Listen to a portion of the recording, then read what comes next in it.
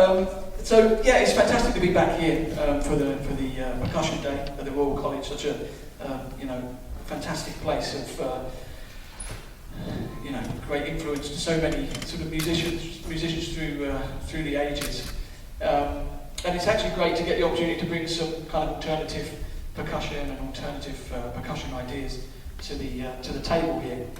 A lot of the pieces I'm going to be playing today have just been written, so pretty much 80% will be sort of first performances of stuff for me.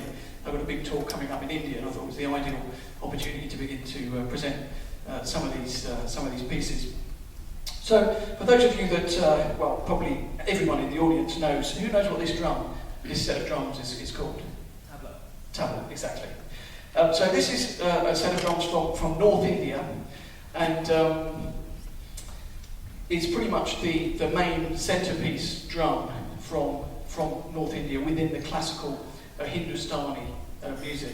But India is a very big country, and there are two main musical influences and styles there. In the north we have the Hindustani classical music, speaking only about classical music at the moment. We have Hindustani classical music, which is what we're familiar with this instrument, an instrument called the sitar, with the great late Ravi Shankar, who sadly passed recently.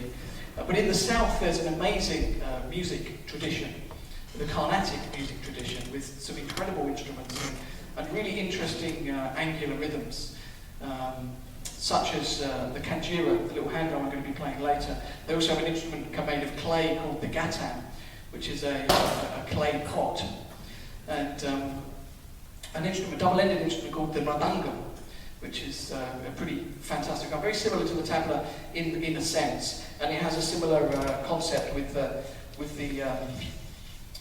resonating patches that they put on. In India, you find this type of resonating patch across many drums. The patch that we have on the tabla is made out of flour and iron filings. They kind of make a paste once the drum is made, and they'll put little bits of this kind of dough and rub it on and make the patch. Now, we can hear that this drum is really low.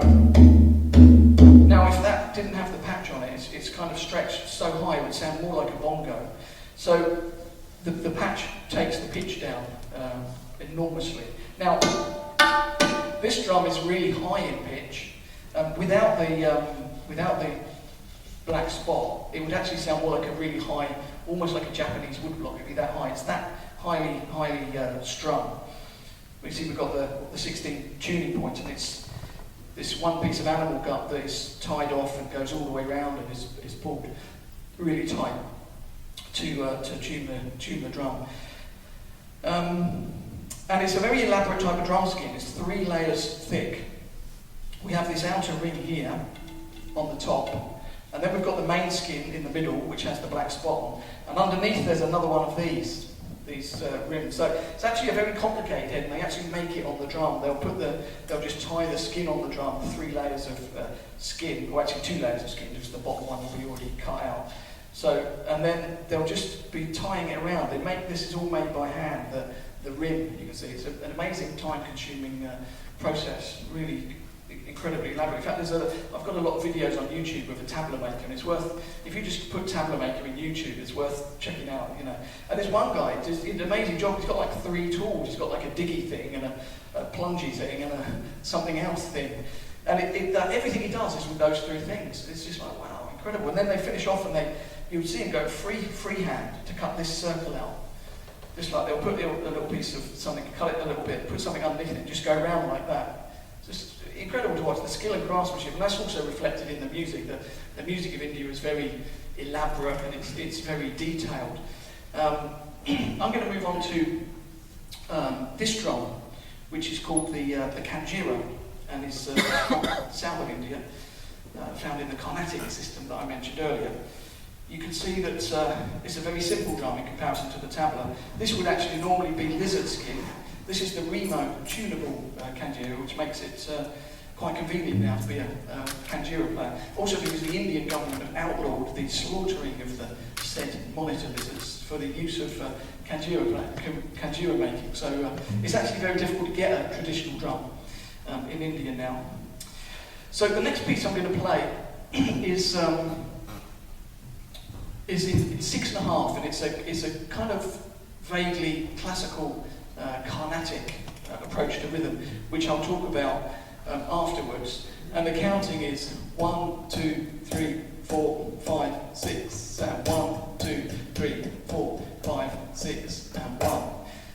13, 6/2, 13, depending on how you think about it. And like the tabla piece, again, it's a new piece, and it's all in unison. So everything you hear me playing, I'm playing in unison with the track that's actually recorded here.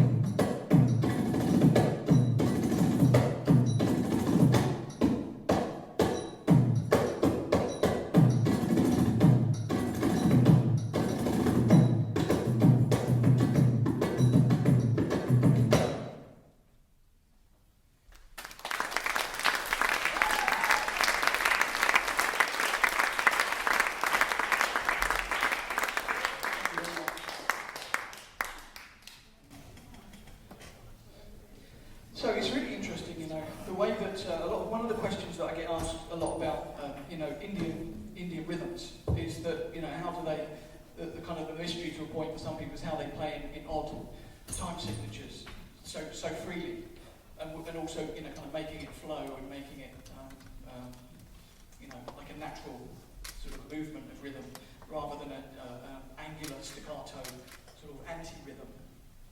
The anti-rhythm. Oh no. Well, actually, the basic premise is whatever time signature they're in, whether that's, you know, 4/4 or 7/8 or any time signature, is that they're thinking of it as different units of time. So, for example, in 4/4, they might approach something as 9995, for example. So we've got the 4 here, 2, 3, 4. Da dim dim da, da dim dim da, da dim dim da. 1, 2, 3, 4, 5, 6, 7, 8, 9. 1, 2, 3, 4, 5. 1, 2, 3, 4, 5, 6, 7, 8, 9. 1, 2, 3, 4, 5. Da dim da, da dim dim da, da dim dim da, dum da da. So with that as a basic premise, you've got 4 units, 9, 9, 9, 5, and you can put them in any order. And just by, you know, using that simple device, you can kind of create a way of throwing off the listener to a point of creating kind of some interesting counter rhythm. So, for example, 9-9-5-9. So I'll just go through a few changes. Da dim da, da dim dim da, dim da, da dim dim da, dim da, da dim dim da, da dim dim da, da dim dim da, da dim dim da, dim da, da dim dim da, da dim dim da, da dim dim da, dim da, da dim get da, da dim get da, da dim get da, da. Now that's another device that they use a lot, is playing 3 in the space of 2. So on that last example, I had 9 plus 5, and then in the space of 2 groups of 9, I did 3. So without the triplets, da dim dim da, da, sorry, da dim dim da, dim da, da dim dim da, da dim dim da, da. That's the regular one, all 16th notes. Now in the space of the last 2 groups of 9, I'll make them into triplets. Da dim dim da, dim da, da dim get da, da dim get da, da dim get da, da dim da, dim da, da dim get da, da dim get da, da dim get da, da dim da, dim da, da dim da, da dim da, da dim da, da dim da. So it's kind of a really interesting way of you know, putting different rhythms together.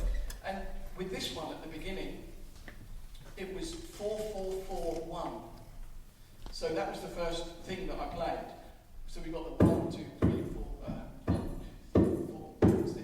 1, 2, 3, 4, 5, 6. And 1, 2, 3, 4, 5, 6. And 1, 2, 3, 4. 1, 2, 3, 4. 1, 2, 3, 4. 1, 2, 3, 4. 1, 2, 3, 4. 1, 2, 3. And then obviously, in the same way that I did with the 9s and the 5s, you can move the 1.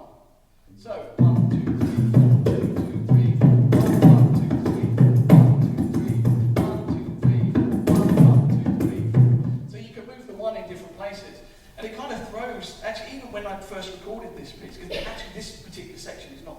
If I'm saying this is Indian rhythms, it's not specifically idiomatic.